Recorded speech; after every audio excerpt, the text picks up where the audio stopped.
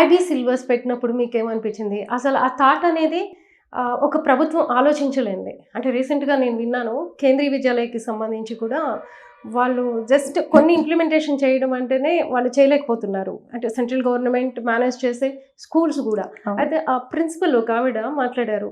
AP government చేస్తుంది మేము చేయలేకపోతున్నాము అనేసి.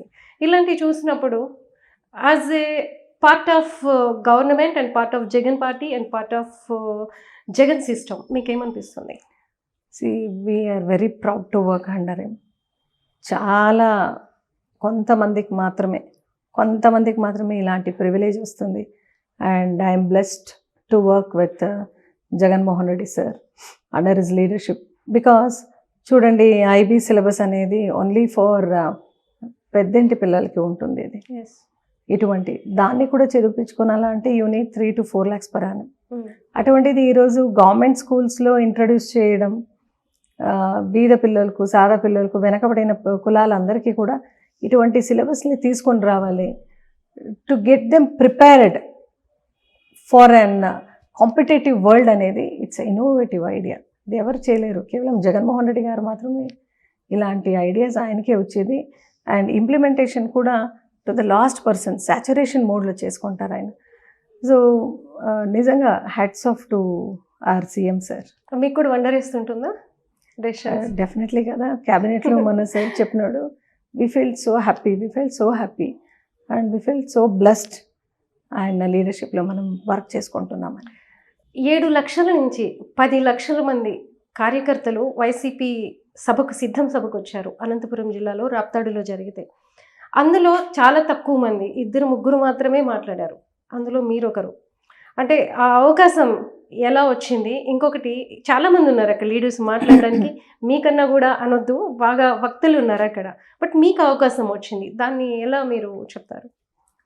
అవును, చాలామంది అయితే ఉన్నారు.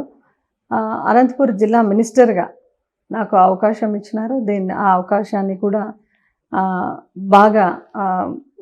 అవకాశాన్ని కూడా నేను బాగా యూజ్ చేసుకుంటూ, ఏదైతే జగన్మోహన్ రెడ్డి గారు ఎప్పుడు కూడా ఏ మెసేజ్ ఇవ్వాలనుకుంటున్నారో ఆ మెసేజ్ని ఇచ్చే దాంట్లో 100% ఆ రోజు ట్రై చేసినాను. And really people were also very happy.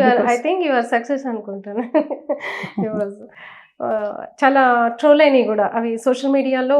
Me speeches కూడా బాగా ఆ రోజు మాట్లాడింది చాలా ట్రోల్ అయింది. ఓకే. సో అంటే ఆయన నాయకత్వంలో పనిచేయటమే కాదు, నెక్స్ట్ టర్మ్ కూడా ఆయన ఉండాలి అనే దాన్ని సిద్ధం అని చెప్పేసి మీరు కూడా మాట్లాడారు. అవును, వాస్తవమే. అది నేను కాదు, ఆంధ్రప్రదేశ్లో ఉన్న ప్రతి ఒక్క గడపలో ఉన్న ప్రతి వ్యక్తి కూడా ఈరోజు ఎలక్షన్ ఎప్పుడు వస్తుంది, మళ్ళీ సీఎం జగన్మోహన్ రెడ్డి గారిని ఎప్పుడెప్పుడు ఆయన్ని సెకండ్ టర్మ్ చీఫ్ మినిస్టర్ చేసుకుంటామని అందరూ కూడా ఆతురతో ఎదురు చూస్తున్నారు. మీరు కళ్యాణదుర్గంకి ఫస్ట్ టైం ఎమ్మెల్యేగా వచ్చారు, అక్కడి నుంచి ఇప్పుడు పెనుగొండకు వచ్చేసారు. సో ఎలా చేసుకుంటారు? అంటే అక్కడంతా కంప్లీట్ వర్క్ చేసుకుని ఉంటారు, అక్కడ మీరు చేసింది చూసుంటారు. బట్ ఇప్పుడు ఇక్కడికి వచ్చిన తర్వాత మళ్ళీ స్టార్ట్ చేసుకోవాలి కదా, ఎలా? మీరు ఎక్కడైనా తీసుకోండి, రాష్ట్ర వ్యాప్తంగా, ఆంధ్రప్రదేశ్ రాష్ట్ర వ్యాప్తంగా తిరిగేది ఫ్యానే, బ్రాండ్ జగనే. So place does not matter. So అది కళ్యాణదుర్గం కావచ్చు, పెనుగొండ అన్న కావచ్చు. బట్ మా నాయకుడు పడే కష్టం ముందర మా కష్టం ఏది ఉండదని నేనైతే హార్ట్ఫుల్గా నమ్ముతాను. కళ్యాణదుర్గంలో ఎందుకు ఒక బీసీ మంత్రిగా ఇచ్చారు? మంచి పేరు తెచ్చుకున్నారు, ఎలక్షన్ ముందు బాగా చేశారని. మంత్రిగా అయిన తర్వాత ఎందుకని మీకు కరప్షన్ మీకు సంబంధించి కొన్ని అలిగేషన్స్ వచ్చినాయి? ఎగ్జాక్ట్లీ ఎందుకు వచ్చింది అంటే, ఆడ బీటీపీ ప్రాజెక్ట్ అనేది చాలా మంచి ప్రాజెక్ట్. అది భైరవన తిప్ప ప్రాజెక్ట్. ఆ ప్రాజెక్టుకు టీడీపీ వాళ్ళు అసలు ఏం చేయలేదు. చంద్రబాబు నాయుడు గారు వచ్చి పూజ చేసి వెళ్ళారంతే. అది అయిన తర్వాత చాలా కష్టపడి సార్ దగ్గర ఇప్పుడు కూడా ఫాలోఅప్ చేసుకుంటూ చాలా పెద్ద మనసుతో కూడా సీఎం జగన్మోహన్ రెడ్డి గారు దానికి కనీసం వాళ్ళు ల్యాండ్ అక్విజిషన్ చేయకుండా ఆ ప్రాజెక్ట్ని తీసుకొని ముందుకు వెళ్ళారు. ఆ ఫార్మర్స్కి ల్యాండ్ అక్విజిషన్ డబ్బు ఇచ్చి దాన్ని అక్విజిషన్ చేసిన తర్వాత వాళ్ళు పోయి మిగతా కార్యక్రమం చేసుకోనాలి. అది చేసుకోకుండా వాళ్ళు డైరెక్ట్గా పోయి తవ్వినారు. ఫార్మర్స్కి డబ్బులు ఇవ్వకుండా మేము ల్యాండ్ అక్విజిషన్కి డబ్బులు ఇచ్చి వాళ్ళందరినీ కూడా ఫార్మర్స్ అంతా కూడా హ్యాపీగా ఉన్నారు. ఇంకా మళ్ళా కళ్యాణదుర్గంలో ఖచ్చితంగా వైఎస్ఆర్సీపీ పార్టీ వస్తుంది అని టీడీపీ వాళ్ళు బాగా పసిగట్టినారు. పసిగట్టి ఏం చేశారంటే అబద్ధాలు రాయించినారు. నేను కూడా ఆ పేపర్లో ఏదైతే వాళ్ళు రాసినారో ఆ పేపర్ని తీసుకొని టీడీపీ వాళ్ళకి ఓపెన్ ఛాలెంజ్ ఇచ్చినాను. ఈరోజు కూడా ఓపెన్ ఛాలెంజే వాళ్ళకు, ఈరోజు కూడా ఓపెన్ ఛాలెంజే. వెన్ వీఆర్ ఎనఫ్ మేము ఎక్కడన్నా ల్యాండ్ కొంటాం, అది వేరే విషయం. మీరు ఏదైతే చెప్పినారో ఇది గవర్నమెంట్ భూములు అని, ఈరోజు కూడా అవును అని వాళ్ళు ప్రూవ్ చేయగలిగితే, ఆ రోజున ఓపెన్ ఛాలెంజ్ అదే, ఈరోజు కూడా ఓపెన్ ఛాలెంజ్ ఇదే. ఈనాటికి కూడా వాళ్ళు ఏదైనా వాళ్ళు ఏదైతే అలిగేషన్స్ చెప్తున్నారో అది కరెక్ట్ అని ప్రూవ్ చేయగలిగితే ఈ మినిట్కి కూడా నేను కంటెస్ట్ చేయను. అంటే కళ్యాణదుర్గం నుంచి ఇక్కడ మార్చడానికి ఆ రీజన్సే కారణమని కూడా ఖచ్చితంగా లేదు.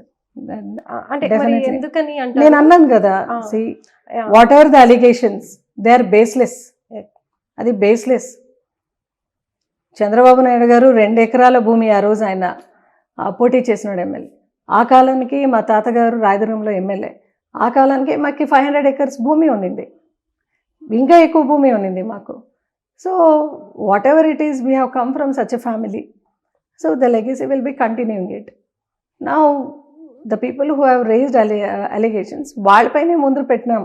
నువ్వు ప్రూవ్ చేయండి అయ్య బాబు, నేను కంటెస్ట్ చేయను. నేను ఆ రోజే ఆయనకి చెప్పారు, అక్కడ ఎవరైతే అలిగేషన్స్ పెట్టినారో వాళ్ళకి చెప్పినాను.